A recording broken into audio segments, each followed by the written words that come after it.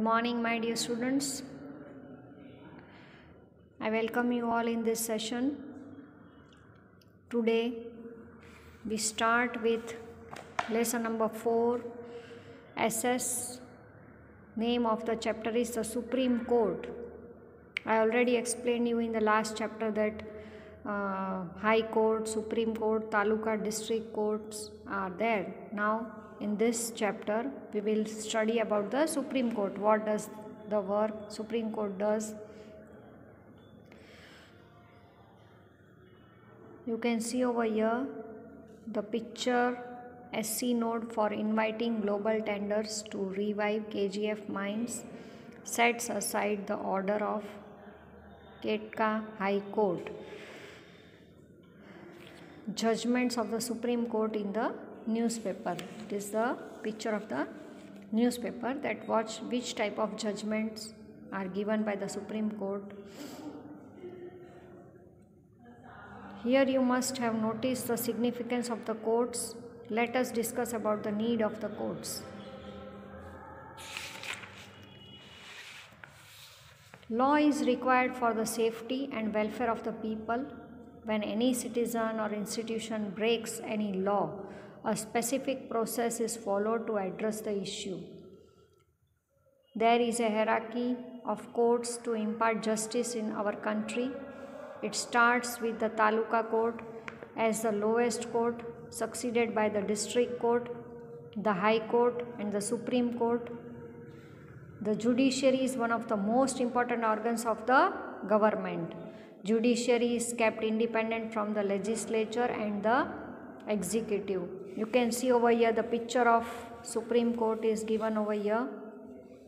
What does independent judiciary means? Is there any relation between the courts in your village, city and the Supreme Court located in Delhi? You will get the answer of these questions in this chapter. What is the role of the Supreme Court? The Supreme Court is the highest among all the courts in the nation. It is the superpower, highest. Last judgment, final judgment is given by the Supreme Court. It came into existence on 20th January 1950. Very important point, children, that when did the Supreme Court came into existence? On 28th January in the year 1950. It holds the right of conferring the fundamental rights granted to us by the Constitution. Citizens have the right to file an appeal directly in the Supreme Court if any of his or her fundamental rights has been violated. Any citizen or institution can file a petition in the Supreme Court to avail justice in the view of public interest. This is known as PIL, public interest litigation. The Supreme Court interprets the Constitution and advises the President and the Parliament in the same regards. It also enjoys the power to review the judgment passed by any of the lower courts. If the lower court has given any judgment and it is not in favor or it is not to the proper point, then the Supreme Court has a right to change the judgment. The Supreme Court solves disputes between citizens and the government, between states and between the center and state. To understand this, let us study the Save Narmada movement of Gujarat. There was a protest against increasing the height of the Narmada Dam above 110 meters near Navagam. Environmentalist organizations and NGOs from Madhya Pradesh and other regions were fighting for the rights of the tribals who would lose their land and habitat forever due to this project. The Supreme Court passed a judgment on 8th March in 2006 to resolve this conflict between the two states. That was in between Gujarat and Madhya Pradesh. It stated that in accordance with the rising population, it was necessary to carry out this project. There was a possibility of a positive development in the environment and benefits to all the living beings due to the Sardar Sarovar Yojana. The arid areas of Rajasthan, Gujarat and Madhya Pradesh would get water, and the expansion of the desert would be kept under control. These were the positive points to raise the height of the Narmada Dam. So the judgment was in favor of to raise the height of the dam. Proper rehabilitation of the tribals affected by this project should be given to the top priority, and hence their fundamental rights could be protected. You can see over here the Narmada Dam's picture is given. Why is judiciary independent? Imagine yourself into a situation where a powerful person captures the land belonging to your family, and you go to the court and get your property back, but the system is such that a powerful, influential person can remove or transfer a judge from his or her post. If the person is very powerful, then he can transfer that particular judge or the lawyer his post. In such a situation, the judge would favor the powerful person only. So if judiciary is deprived of freedom, if powerful, influential people can control the judiciary, there would be no impartial judgment. That is the reason why our constitution does not allow such kind of interference. That is why judiciary has been kept independent from legislature and executive. Thus, once the judges are appointed in the High Court and the Supreme Court, it becomes very difficult to expel them from their respective positions. If an individual feels that his or her fundamental right is violated, he or she can go to the court. Are the courts at various levels connected with one another? Yes, they are connected. To understand this, let's understand the procedure of filing a petition.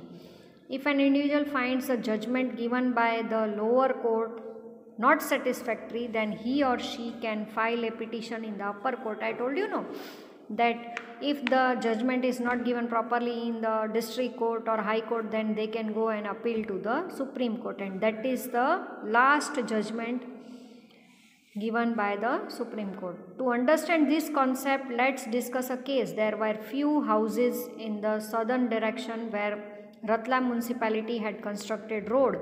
Behind these houses was an old road leading to the government college.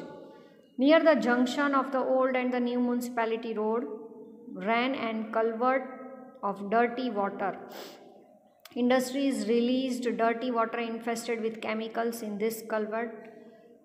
It had become the source of foul smell, and mosquitoes. Slum dwellers answered the natural calls by the sides of this culvert. But the health department had failed in controlling these mosquitoes. The residents had repeatedly written applications to remove the dirt around it, but the health department failed to take care of it. As a result, the residents appealed in the Taluka court, and the magistrate gave the verdict in the favor of the residents. You can see over here judgment by the Taluka court. What judgment was given by the Taluka? Municipality and the Town Improvement Trust have failed in their duty of maintaining cleanliness. Both the institutions are ordered to cleanse the place with immediate effect. This was the judgment given by the Taluka court. Within 15 days, the work of the closed drainage should be completed, was the order. Now, municipality challenged this verdict in the Ratlam district court. Judgment by the district court. Judgment of the Taluka court is declared to be unfair. See, now this was unfair. They have gone with the case in the district court, and the judgment given by the district court was that Taluka court has unfair judgment given. So the residents challenged the verdict of again they went to the high court. District court also failed. They went to the high court, sustained the verdict of the Taluka court, but added to the verdict. Now judgment by the high court. See what judgment is given by the high court. For a closed drainage system, 7 months time is given instead of 15 days. Taluka courts judgment was correct, but he has given, this court, High Court has given the extension of 7 months. The pit should be filled with soil to stop the water accumulation and mosquitoes breeding. All work should be completed within 2 years. Now the time has been expanded. Ratlam municipality was unhappy with the verdict, and so it moved to the, again this judgment was also not satisfactory by the municipality. So again they appealed in the Supreme Court. Now the Supreme Court sustained the judgment of the Taluka Court and further ordered that, now see what was the judgment of the Supreme Court. Chemical and the dye plants which were responsible for the pollution should be closed with the joint effort of the municipality and the state government. Now see what Supreme Court has ordered, that this chemical and dye plant should be closed only. Judge giving out the judgment. You can see over here, final judgment was given by the Supreme Court. Can any citizen appeal in a court? We have learned that any citizen can appeal in a court for the protection of his or her fundamental rights. Yes, of course. But in reality, poor people find it very difficult to go to the court. The legal procedures not only require a lot of money and paperwork, but also it is very time consuming.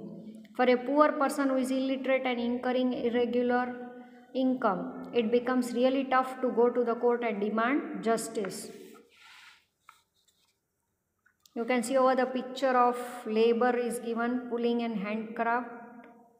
For them, if any case is there, it is very difficult for them to go every now and then and spend money for that particular case. Keeping this fact in mind, the Supreme Court announced the provision of the public interest litigation in the year 1980. With this, the Supreme Court has made an effort that maximum people can reach up to court for justice.